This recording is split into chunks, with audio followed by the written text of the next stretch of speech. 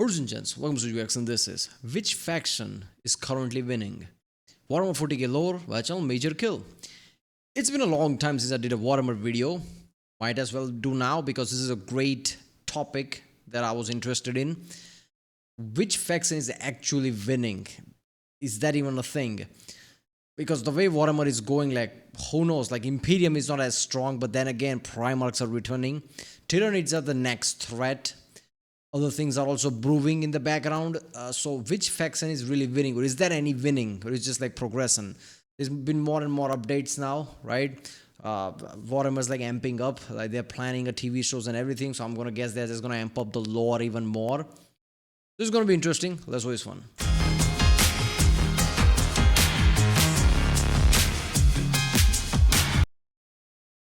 Guys and gal, one thing Warhammer does pretty well is make sure everyone stays in the fight and has their share of L's and dubs, other than the Eldar apparently. Space Elves literally can't catch a break. Sometimes the Imperium's dominating, like during the Great Crusade. Sometimes Chaos seems like they're on top, like when the Great Rift opened. Sometimes the Orcs are scary, like during the War of the Beast. However, who is currently winning the setting of 40k the most? Who would have the best odds if GW announced the end times are about to kick off? It's an interesting and quite complicated question, but there is indeed an answer. Before we get started, as spring arrives for most of you, it's time to shed our winter coats, and by that I mean it's time to tighten up the rigs and get into shape. Now you could do that by figuring out your maintenance calories through trial and error, get frustrated and give up, or you could biohack yourself with the power of the Omnissiah using a lumen.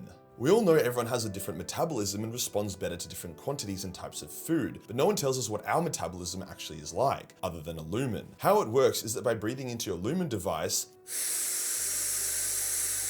it can detect your metabolic activity and then tell you the most optimal path forward. For me, the biggest help from Lumen was telling me to carb up before workouts for better results, and I genuinely started hitting more PBs and feeling better in the gym after that. Lumen also gives you daily macro targets, and it also syncs up with your other health apps to give you a complete view of what's going on. Basically, it takes out all of the guesswork and mucking about, giving you the exact info regarding what you need to make it as easy as possible to achieve your goals. Yeah, well, go to original video page and from there support this channel. But this breathing in this thing that will tell you metabolism, are you fucking kidding me? Not how it works, not how science works. Whether that be burning fat, building muscle, or both. So to get your Lumen for 15% off, then go to lumen.me/majorkill or scan the QR code on screen. This is the best way to kickstart your lean and mean journey. Cheers to Lumen for sponsoring this video. Today we'll go over each faction's current position in the power struggle of 40k to determine who is actually winning. Let's get into it. Starting us off large and in charge, how is the Imperium of Man going? Well, out of all the factions, the Imperium is by far the biggest yo-yo. Prior to the opening of the Great Rift, they were definitely winning. Each tyrannic war had ended in Imperial victory, the Imperium won all the wars for Armageddon, the Eldar didn't want to touch them, and Chaos had been mostly confined to the Eye of Terror, with all large conflicts against Chaos, like the Siege of Rax, ending in Imperial victory. But then, the Fire Nation, then the Abaddon attacked, destroying Cadia, ruining the Necron pylon network, and causing the Great Rift to open. The opening of the Great Rift fucking sucked more dick than your mum. It knocked the Emperor out, temporarily winking out the Astronomicon, which in turn allowed a huge Khornite host to materialize on Terra and almost kill the Emperor. It caused millions of ships mid-warp travel to become lost or destroyed. It consumed hundreds of Imperial worlds and turned them into demon worlds, with thousands more getting sieged by demonic hordes. It also cut the Imperium in half. Overall, a terrible time. A total defeat was only prevented by the desperate resurrection of Guilliman, who sprinted to Terra in time to save it, before then creating the Indomitus Crusade, which stabilized a lot of the Imperium, driving back Chaos from a near victory and forcing Abaddon to take a step back and come up with new shit. This is what awesome, like one Primarch, one Guilliman can stabilize all our shit is that is happening. Which makes you think like Primarchs, like it, at least like the, like good Imperium Primarchs, at least if they're like all together, if that somehow happens, like there would be a powerhouse, right? So before Horus Heresy, like Imperium Man was really powerful, especially considering how shit is going now. Because Primarch, just like Guilliman returning can stabilize a lot of things. Guilliman's awesome, but he's one Primarch. Imagine like now it's like Wolf is also back. So imagine if like that just ramps up and Emperor comes back somehow. Imagine that shit. But to me, it feels like there needs to be a climax level thing. Something like, let's just say, it's like a Lord of the Rings trilogy level storytelling before Emperor returns. Like, why this like has to be a lot of shenanigans, why it happened. And I think they could sell that lore with certain like movie or TV show. Like I said, Lord of the Rings style, like something. Before, like, oh, Emperor's back. That would be such a climax in itself. Because when the Emperor is back and all the Primarchs are back, that would be like a two powerhouse when it comes to like Imperium, right? I think that at that time they need to bring back Necron as like real insane power. Probably not the full power, but enough power to rival Imperium. But otherwise, like Imperium Man would be just too overpowered. Like everything goes out of balance at that time. Strategies. The Indomitus Crusade would secure Imperium Sanctus, the side of the Imperium where the Emperor's light still reached, whilst Imperium Nihilus would start to come under somewhat control as Dante and his Blood Angels fought to hold it together. So overall, the Imperium is slowly rallying as it reconciles its might and adjusts to the new shithole state of the galaxy. Guilliman would go on to win the Plague Wars, benching the Death Guard hard, and is now turning his attention on taking on the Silent King and the Tyranids. In the meantime, the Lion has also returned, a massive dub for the Imperium, as he battles on Imperium Nihilus, destroying Chaos Warbands, Tyranid forces, and everything else that needs slaying, to be honest. So whilst I wouldn't say the Imperium is cruising, they're significantly more stabilized and now have 2 return loyalist Primarchs. Also, there is the Emperor waking up, which is cool, but until we see that develop, it's hard to know how much of an advantage that will give the Imperium. Now let's look at Chaos. For the longest time, the Ruinous powers were on the back foot. Whilst they theoretically had an endless tide of demons and technically have near limitless power due to the warp, they need their mortal followers to establish footholds that they can exploit. For example, during the Heresy, when Chaos was powerful as fuck, they were able to create fortresses and structures the size of star systems using their infinite warp power, because they had so much influence on real space. However, now Khorne, Slanesh, Nurgle, Tzeentch. What the fuck is this then? demons can barely manifest outside the Eye of Terror without their balls cramping. I mean, that was until the opening of the Great Rift. That blow to the Imperium was so mighty that the traitor legions have begun refocusing on the Long War, seeing it as winnable for the first time in thousands of years, whilst demons can now manifest freely in most of the galaxy. Due to the state of the galaxy, Khorne has become ascendant, with Angron currently being the most powerful demon Primarch, mostly due to his ability to reform after banishment extremely quickly. Demon Primarchs are re-entering the setting left, right and center, with Magnus, Angron and recently Fulgrim all in on the action and causing havoc. It hasn't been all sunshine and rainbows though for the forces of hell. Mortarion is currently in the naughty corner for failing Nurgle, as stated the line is returned, and Guilliman stopped Chaos's momentum dead in its tracks after the opening of the Great Rift. However, Chaos has not been this strong since the Heresy, and there doesn't really seem to be any good way to beat them right now. Killing Abaddon would be a great blow, but another would rise to take his place. The Demon Primarchs cannot be killed, only banished, and there's still at least 2 Demon Primarchs yet to re-enter the setting. Abaddon is also currently working with Vashtor to find a super weapon that could give Chaos the edge. See, that's the shit. That's so overpowered, right? Like, demons cannot be killed. Demon Primarchs obviously cannot be killed. They just got banished and they just return. Angron just like returning really fast. Just these. How do you tackle that shit? I guess like they'll have to add some kind of like a story to it, like how they can block them from returning somehow, so they stays in their like chaos realm. Right now, that shit is so powerful. It needs to beat the Imperium, and he is actually getting close. So overall, Chaos is in a very strong position, but is that enough to put him in the lead? I'll go with the Eldar next, as it is a bit of a meme. The Eldar's Ynnari plotline made it seem like they had a genuine chance to unnerf themselves, free themselves from Slanesh's influence, and rise up to become a new powerhouse threat in the galaxy. Instead, we got to see them be Guilliman's sidekicks, get their ass whooped by a shard of some random new Slaneshi demon, before their plotline abruptly ends with a, yeah, so you can't really progress any further.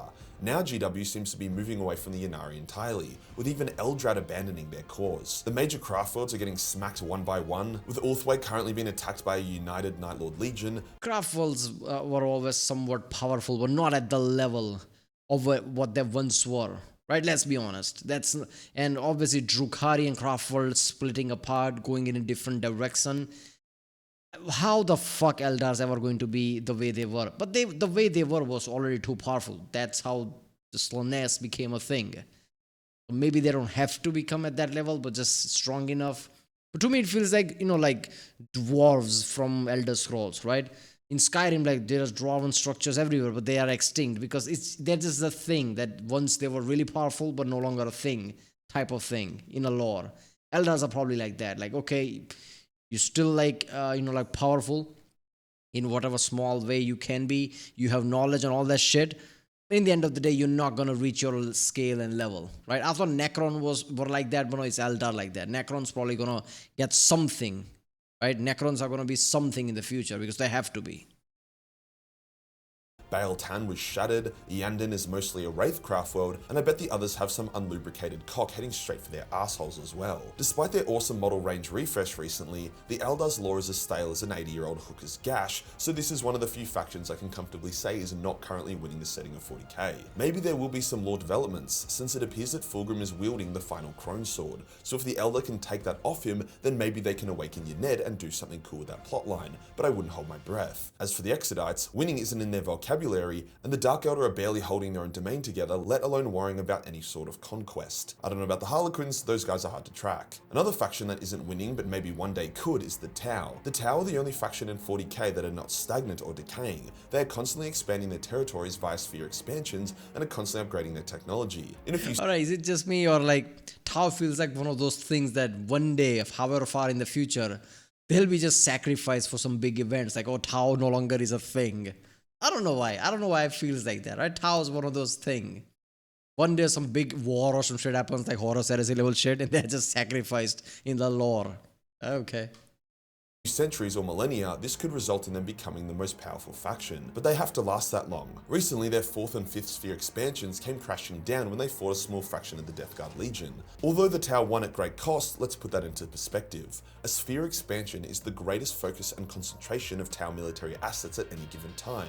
They had 2 sphere expansions worth of forces that went up against a small portion of the Death Guard, who themselves are a small portion of all traitor legions, who themselves are a small portion of the total might of chaos. So yeah, the Tau aren't winning anything big anytime soon. They just need to hold on until their tech is so advanced and makes the Necrons look like Neanderthals. Speaking of which, how are the Necrons tracking? A lot of people are confused by the Necrons. They have the most advanced tech, most of which they used and have kept since the War in Heaven, a time where gods fought in real space, a war that the Necrons technically won, yet they barely seem to be impacting the setting. Many people say, oh, that's just because they're sleeping. When they wake up, it's game over. Sorry to break it to you, but most of the Necrons have already woken up, at least the Necrons that matter. It's just that with their newfound freedom granted by the Silent King, most of them just want to keep random retards off their lawn or infight with rival Necron dynasties. Only Imhotep the Stormlord and the Silent King have any true ambition for total victory, and those two powerhouses are fighting each other as well. To the Silent King's credit, he's trying to create and expand the Pariah Nexus, a region of space where the warp is dead. His goal is to expand the Pariah Nexus to encompass the galaxy, meaning no more. So most of the Necrons are awake. Like, I don't know, man. That shit is next level if that's the case. Because Necrons always feel like, you know, like that in that scale, Cardassiv scale, yeah. Stage 1, Stage 2, Stage 3 civilization we talk about.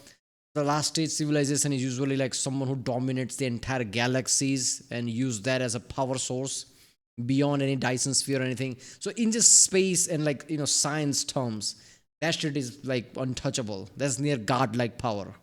Necrons are that. They have planet scale weapons and shit. That their weaponry is so too insane, but they can't utilize it type of way. So Necrons are like that. Like how like the last of the Cardassiv scale level people. So that should in itself should be untouchable. Or obviously they are not reaching their potential, or will they ever reach their potential? But if all the Necrons are awake, like I don't know, man, then which means like they're also going to be one of those things which are always going to be nerfed and will never reach their potential. So they just exist in the lore. Chaos, no more Eldar, no more Tyranids, as the hive mind is a psychic connection. Even the humans would eventually die out, as humans within the Nexus experience their souls being smothered, and it really bums them out. Basically, it would be a warpless galaxy, free of psykers, warp travel, and even souls. Only the Tau wouldn't mind it. However, with all the Necron infighting and the Imperium throwing up stiff resistance, including Gilliman coming in person, the Pariah Nexus is mostly contained for now. But it's cool to see the Necrons actually have a plan that they are actioning that could result in a total victory. A bit of a wildcard now. What about the Tyranids? Well, the Tyranids are either the greatest or second weakest threat to the galaxy right now, behind the Eldar obviously, depending on how many more Nids are waiting to invade the Milky Way. You've probably all seen an image like this at some point, however these are actually non-canon images. Everything in the Milky Way now could represent the entire Tyranid's strength, or it could represent less than 1% of their strength. We just don't know. The Tyranids are mighty, consuming many worlds, and even if they fail in their invasion of a world, Yeah, but those are non-canon images, but they're taken from the actual lores, right? Like how the way they explain how much of a Tyranid horde out there, it just outnumbers fucking everything when it comes to like perspective of galaxy. Based on that, people like create this kind of like a fan art. But obviously, in the future, they can just retcon that shit. Like, no, no, no, Tyranid. Oh, this is what Tyranid is. There you go. Maybe if they want to move towards something like Horus Heresy thing, where like where Imperium Man Chaos fights or some other thing fight, they have to remove Tyranid as threat. So they might do that.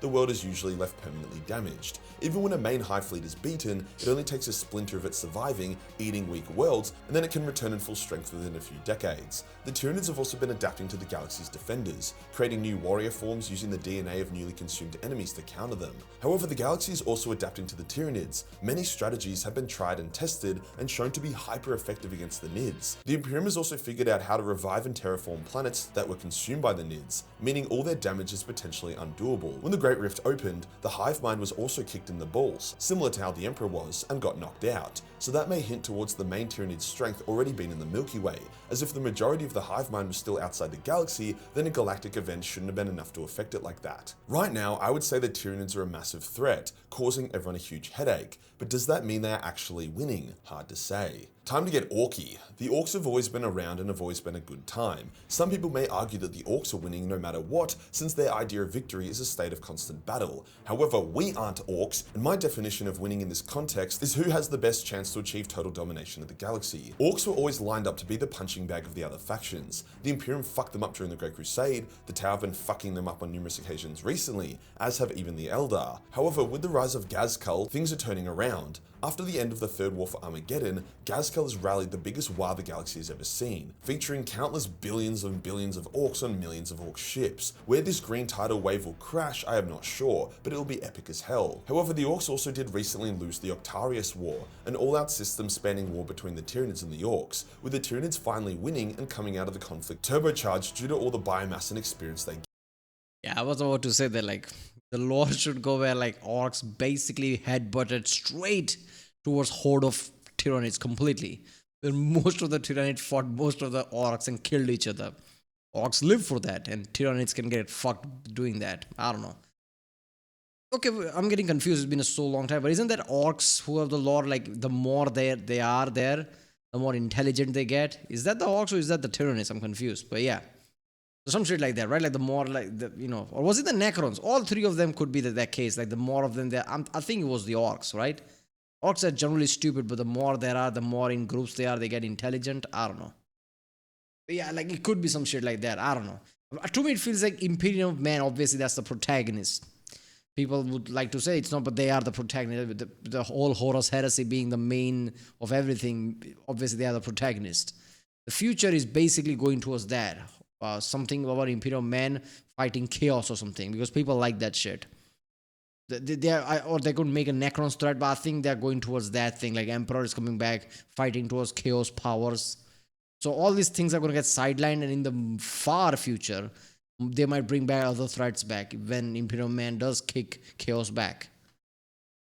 Gained. Perhaps Gaz will use his mega army to halt the Tyranid onslaught. Perhaps he'll use it to spank Angron for potentially killing Yarick, or maybe he'll bring it crashing down on top of one of the newly returned loyalist Primarchs. It's hard to say, but the Orks currently do have a big fist that they're ready to annihilate someone with. As for the Leagues of Votan, yeah, sure, you can giggle and be like, okay, majorkill, yeah, the midgets are winning, and that is a fair take. However, we need to remember that one of the Imperium's victory conditions is rediscovering an intact STC, which would return their tech to Dark Age of Technology levels, which is when they're unstoppable. The Leagues have intact STCs. Sure, they have their own issues, but the Leagues have insane technology. They just aren't conquerors and want to be mostly left alone. Okay, so judging by all of this, who is actually winning the setting of 40k? Well, it's definitely not the Tau, Eldar, or Leagues, I'll tell you that much. I also wouldn't say the Orks are, as although they have a lot of potential right now, they haven't done anything with it. The Tyranids are a major threat to everything, but are also mostly kept in check due to everyone fighting them at the same time and hating them. Likewise, the Necrons have a plan and are executing it, but they are also way too infighty and are being hit hard by the Imperium for that plan to be considered winning yet. The Imperium has returned to a strong position with a Lion and G-Men in action, but they are still just trying to survive, taking on the brunt of the Necrons, Chaos, Tyranids, and even the Tau all by themselves. They have no current clear path to victory, even if you can call them the strongest. So I would honestly say right now that Chaos is winning. They can attack from almost anywhere from the Great Rift, most of their Primarchs have returned or are returning, there are demons everywhere, Abaddon is close to unlocking his super weapon, Vashtor is close to becoming a new Chaos.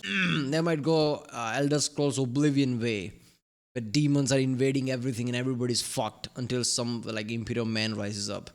But that should make sense. Like all of the Primarchs are basically back. They have ability to come back from not dying because they can't die.